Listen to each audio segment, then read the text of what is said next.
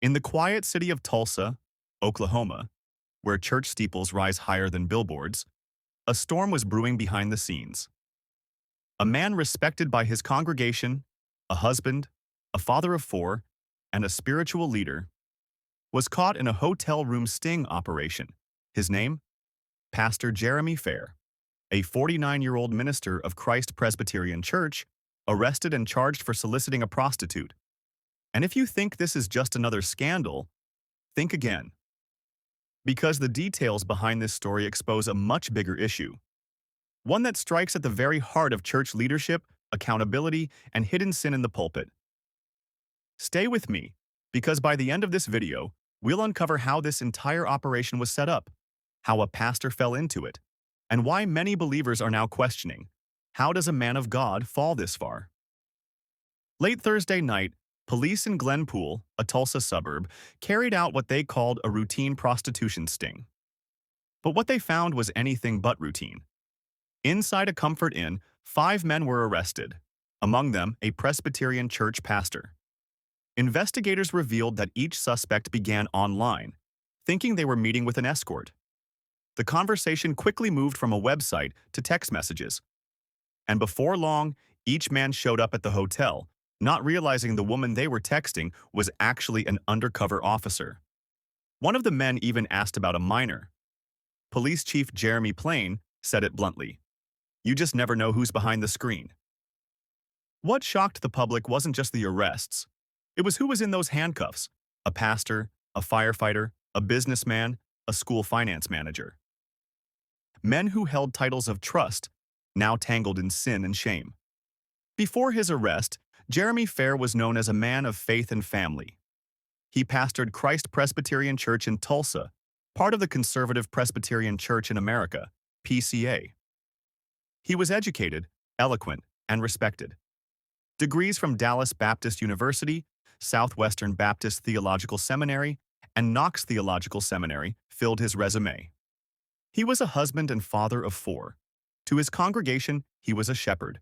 To his family, a leader.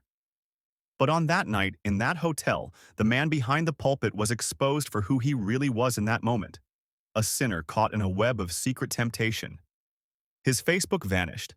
His name was scrubbed from the church website, and the congregation was left in shock, asking, "How did this happen?" The sting that caught Pastor Fair wasn't just a random operation. It involved a team called Skull Games, an organization that trains and assists police in tracking online predators and human traffickers. That weekend, Skull Games was in Glenpool for training. Undercover agents posed online, setting digital traps for predators and men soliciting sex.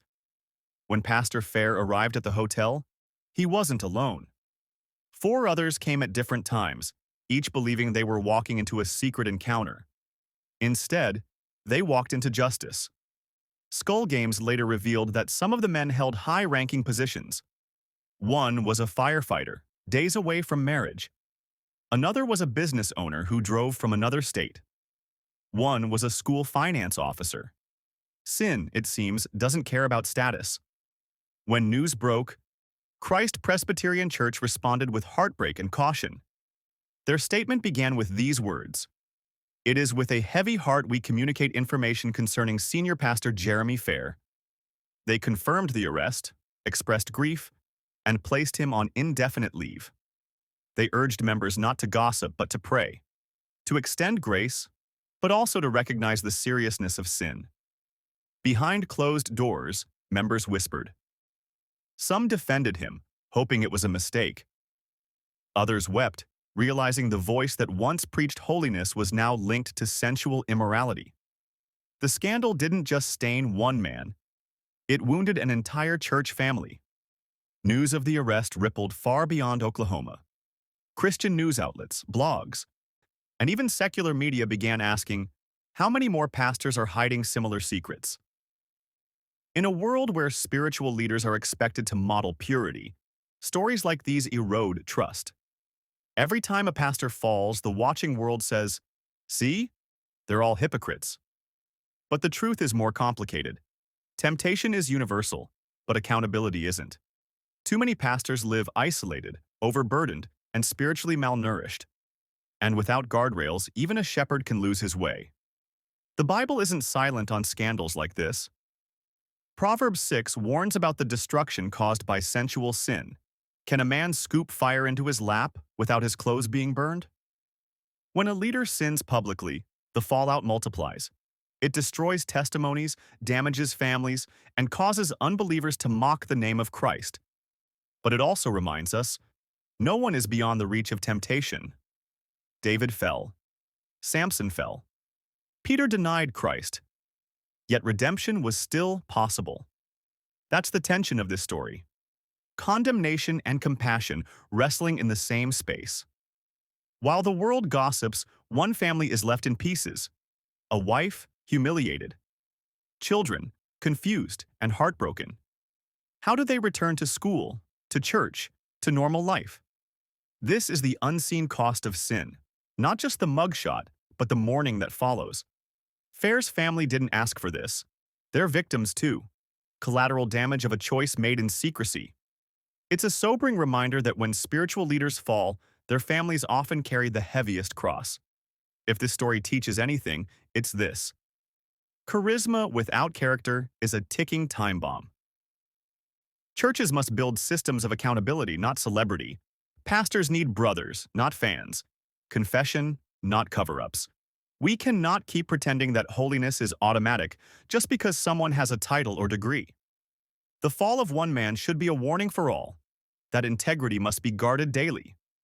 Because the devil doesn't need to destroy a whole church, he only needs to compromise its leader. Jeremy Fair's name may be gone from his church's website, but his story shouldn't be erased. It should be remembered as a warning and as a call for repentance.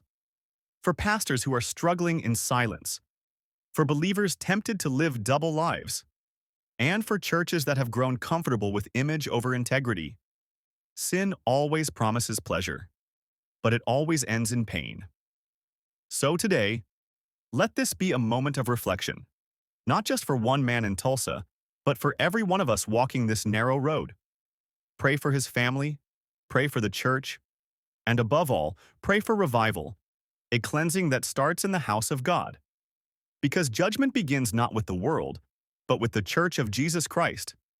If you believe the church must return to truth and accountability, share this video. And don't forget to subscribe to Anointed TV, where we uncover the truth the world tries to hide.